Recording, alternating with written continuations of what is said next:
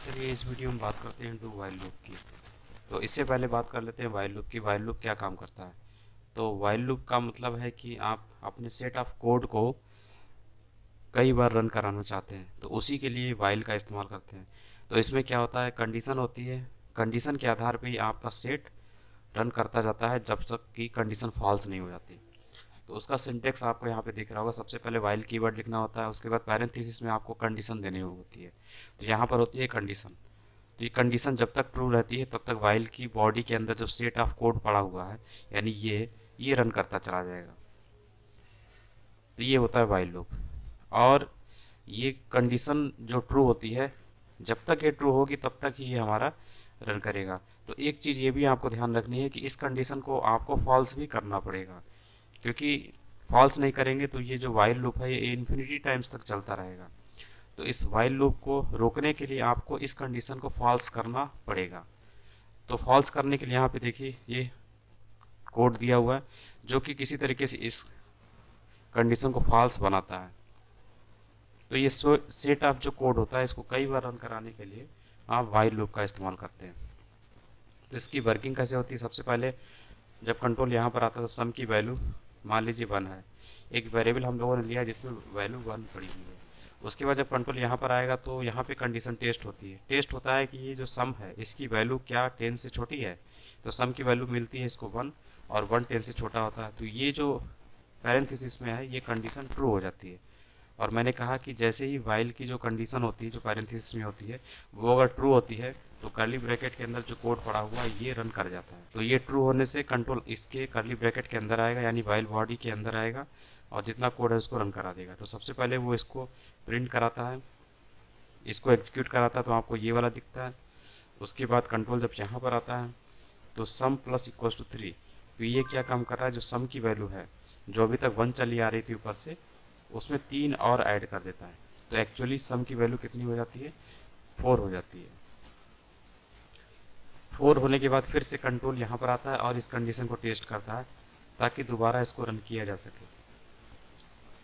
तो यहाँ पर सम की वैल्यू जो कि यहाँ से 4 हो चुकी है वो यहाँ पर आती है, यहाँ टेस्ट होती है कि 4 इज लेस देन 10 है कि नहीं। तो सही मिलता है क्योंकि 4 10 से छोटा होता है। फिर से कंडीशन ट्रू होती है, तो फिर से इस कोड को एग्जीक्यूट किया जाता है और इस लाइन के जरिए आपको ये दिखाई देता है।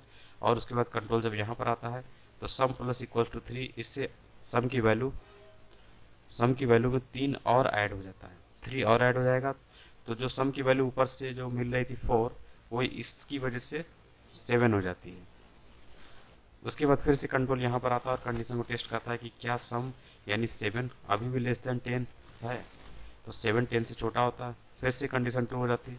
तो फिर से इस कर्ली ब्रैकेट के बीच का कोड रन करता है। तो सबसे पहले ये वाला कोड एग्जीक्यूट करता है, रन करता है, तो आपको ये वाली लाइन दिखती है। उसके बाद इस लाइन से सम की वैल्यू फिर से 3 प्लस हो जाती है, यानी जो वैल्यू 7 थी अभी जो ऊपर से आई थी 7, वो उसकी इस कोड की वजह से सम की वैल्यू 10 हो जाती है। फिर से कंट्रोल जब यहाँ पर चेक करता है तो देखता है कि क्या सम यानी 10 से छोटा है। तो ये हो जाती है कंडीशन फॉल्स, क्योंकि सम जो है यानी 10 से छोटा नहीं बल्कि बराबर होता है।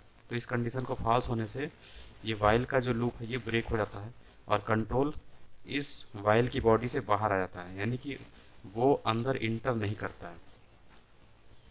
इसलिए कंट्रोल इसके बाहर आ जाएगा और आपका ये जो प्रोग्राम है ये कंप्लीट हो जाता है। इसके बाद आपको कुछ नहीं दिखता है। इसी में जो डू वाइल होता है वो कब इस्तेमाल होता है, वो तब इस्तेमाल होता है जब आपका जो कोड है, यानी इस कर्ली ब्रैकेट के जो अंदर कोड पड़ा हुआ है, ये कम से कम आप चाहते हैं कम से कम एक बार रन जरूर करना चाहिए। भले ये कंडीशन ट्रू हो या फॉल्स हो उससे मतलब नहीं है, लेकिन ये एक बार जरूर रन करना चाहिए। तो इसके लिए क्या होता है कि हम लोग इसको यहाँ से हटा दें और यहाँ पे लिख देते हैं डू, यहाँ पे लिखते हैं डू, और जो यहाँ से उठाई गई है, जो उठा लिया हम लोगों ने, उसको यहाँ पे पेस्ट कर देते हैं। ठीक है। तो इस तरीके से ये जो कोड होता है, यानी कि इस कर्ली ब्रैकेट से इस कर्ली ब्रैकेट के बीच में ये एक बार ज़रूर रन करेगा, और यहाँ पर कोई कंडीशन टेस्टिंग भी नहीं है। तो आप चाहते हैं कि जो कोड है वो एक बार रन करे उसके बाद ही कंडीशन टेस्ट हो। तो ऐसी केस में आप डू वाइल का इस्तेमाल करते हैं।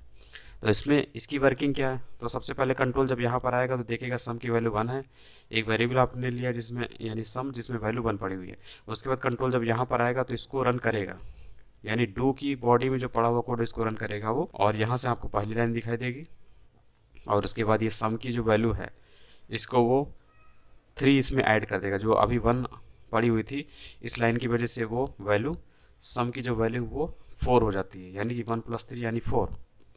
फिर उसके बाद कंडीशन यहाँ पे कंट्रोल आता है और यहाँ पे टेस्ट करता है कि क्या सम की वैल्यू यानी 4 10 से छोटी है, तो हाँ 10 से छोटी होती है।